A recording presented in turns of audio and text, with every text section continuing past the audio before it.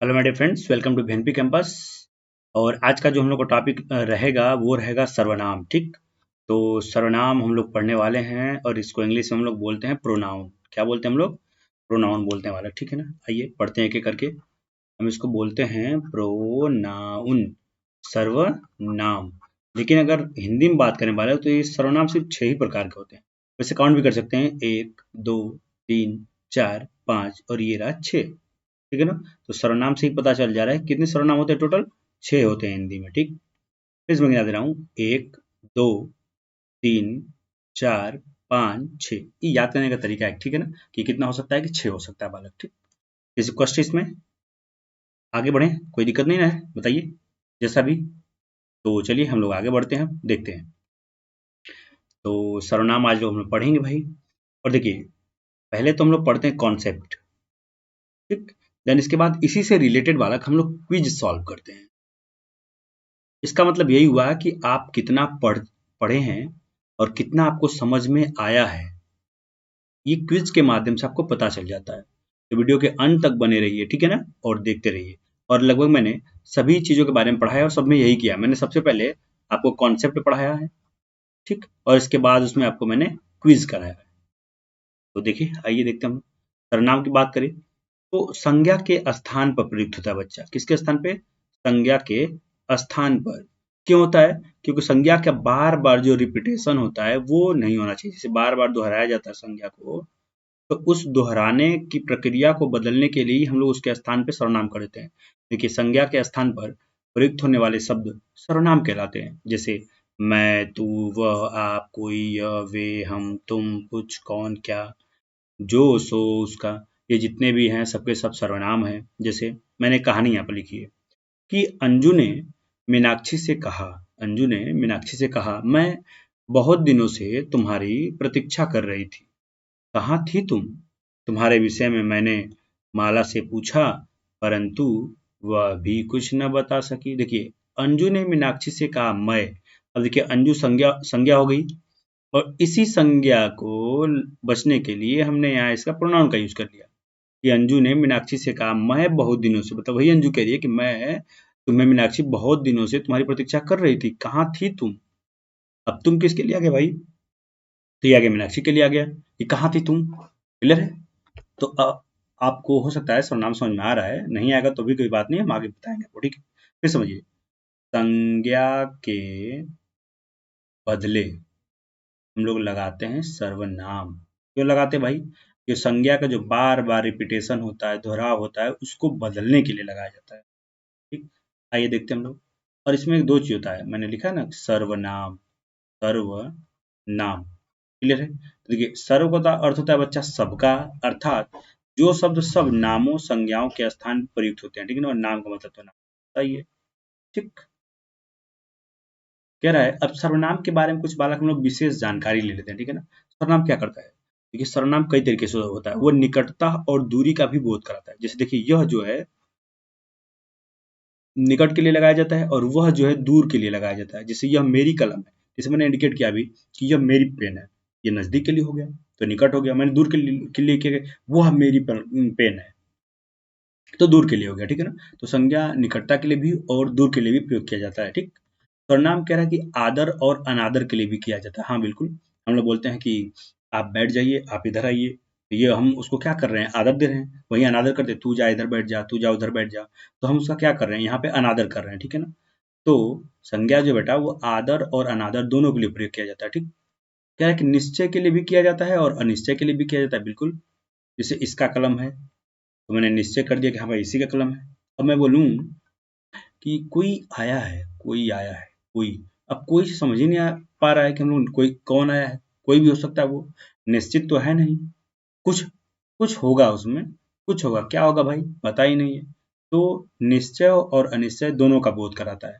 अच्छा, सर्वनाम के दो वचन भी होते हैं, बिल्कुल होते हैं। एक वचन होता है और बहुवचन होता है। सर्वनाम दोनों लिंगों में एक समान रहते हैं, चाहे पुल्लिंग हो या स्त्रीलिंग हो। जैसे मैं, तुम, वो। ठीक है ना। आदि स्त्री पुरुष दोनों के लिए समान रूप से प्रयुक्त होते हैं। सर्वनाम का संबोधन कारक नहीं होता, बिल्कुल, जैसे क्वेश्चन मार्क आप लोगों ने देखा होगा। अच्छा, संज्ञा का होता है बालक, जिसे हम लोग बुलाते हैं कि हे राम, तो हमने ऐसे लगा देते हैं। ठीक है ना। तो संज्ञा का संबोधन होता है लेकिन सर्वनाम का संबोधन नहीं होता है।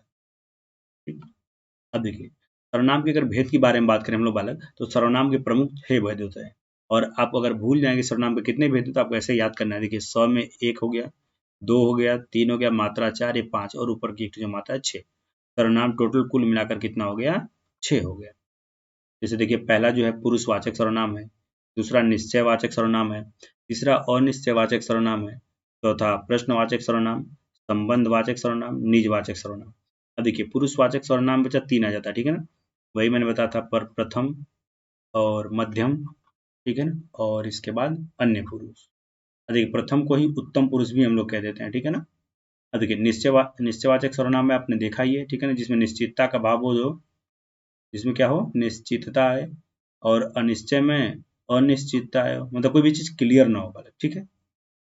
वह प्रश्नवाचक सर्वनाम में क्या किया जाए भाई? क्वेश्चन पूछा जाए, प्रश्न पूछने का कार्यक्रम करे। संबंध में जोड़ने का काम करे, जैसे जो, सो, उसकी, जिसकी।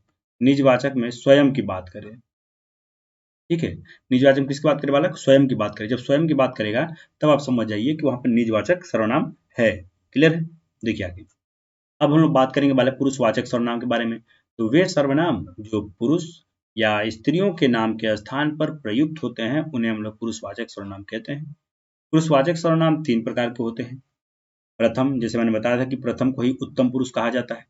वे सर्वनाम जो वक्ता के स्थान पे, देखिए अब प्रथम पुरुष और मध्यम पुरुष और अन्य पुरुष का लोचा क्या है? जैसे मैं बोल रहा हूँ और आप सुन रहे हैं, तो मैं प्रथम पुरुष हो गया, उत्तम पुरुष हो गया। आप सुन रहे हैं तो मध्यम पुरुष हो गए। और हम लोग बात कर रहे हैं किसी अदरवाइज किसी पर्सन के बारे में, कि मान लीजिए मेरा ना कल एक फोन मतलब गुम हो गया था, तो हम उसको खोज रहे थे। मैं फोन के बारे में बात कर रहा हूँ, तो फोन आपका क्या हो गया? अन्य पुरुष हो गया। तो वक्ता का मतलब होता है स्पीकर, ठीक है ना, जो बोलने वाला होता है वो वक्ता होता है।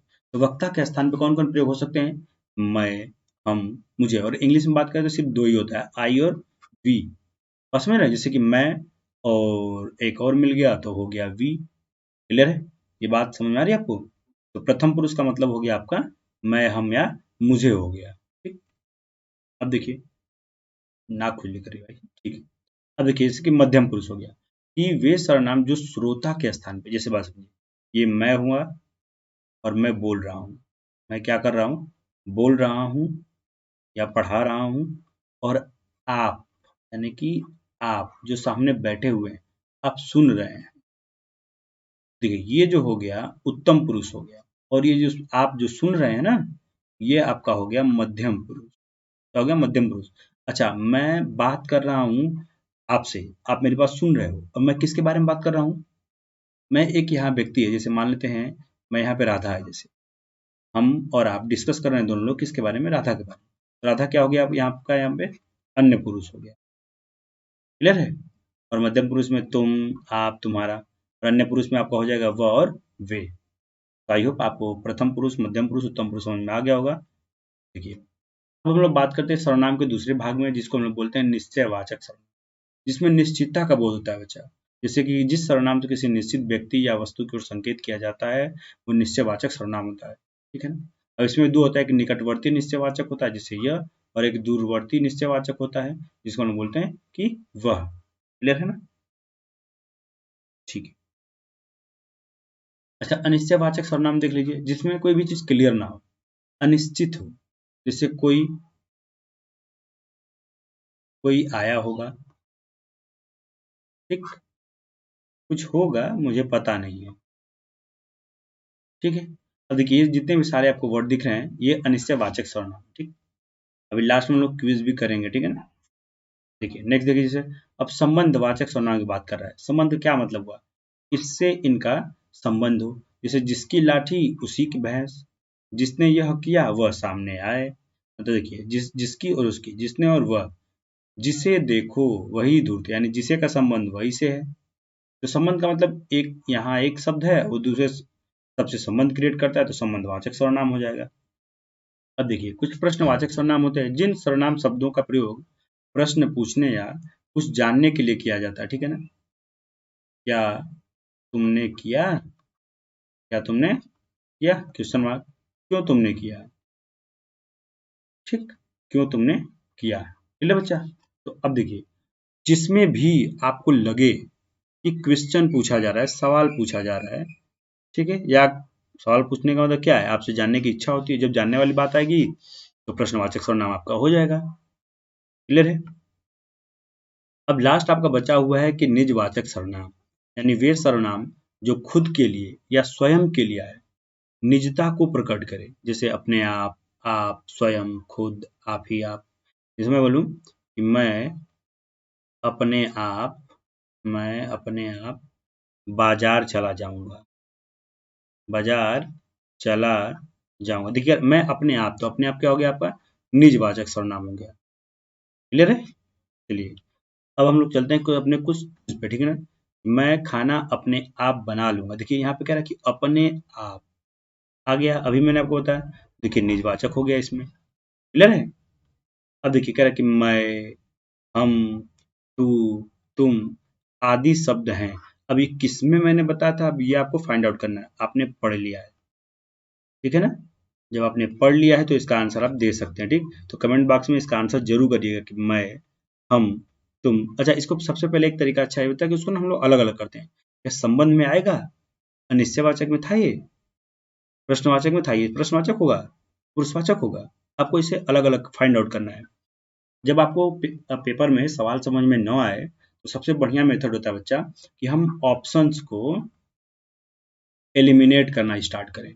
जैसे देखिए अगर मैं इसी को एलिमिनेट करने की बात करूं तो अनिश्चयवाचक में तो 2 चीज आया था, प्रश्नवाचक चिन्ह में क्या इसमें सवाल इससे पूछा जाता है, नहीं पूछा जाता, ये तो हो ही नहीं सकता है। क्या संबंध है, किसी का संबंध बता रहा है, नहीं यार बता रहा है। अब 2 सस्पेंशन, या निश्चय होगा या तो पुरुषवाचक होगा। अब आपको बताना है कि पुरुषवाचक है कि अनिश्चयवाचक। मैंने इतना हिंट दे दिया आपको, ठीक। निम्नलिखित में कौन सा शब्द सर्वनाम है, इसमें आपको सर्वनाम शब्द ढूंढना है। क्या राधा सर्वनाम है, वह सर्वनाम है, सुंदर सर्वनाम है, राम सर्वनाम है। देखिए नाम ये भी है, विशेषण हो गया, ये नाम आपका हो गया। अब कौन सा आंसर होगा वो आपको बताना है। नमस्कार, सर्वनाम के कितने भेद हैं, गिन लीजिए। 1 2 3 4 5 6। बस इतना आंसर इसका क्या होगा आप बताइएगा खुद। कह रहा जैसा करोगे वैसा भरोगे, जैसा का संबंध वैसा से आया।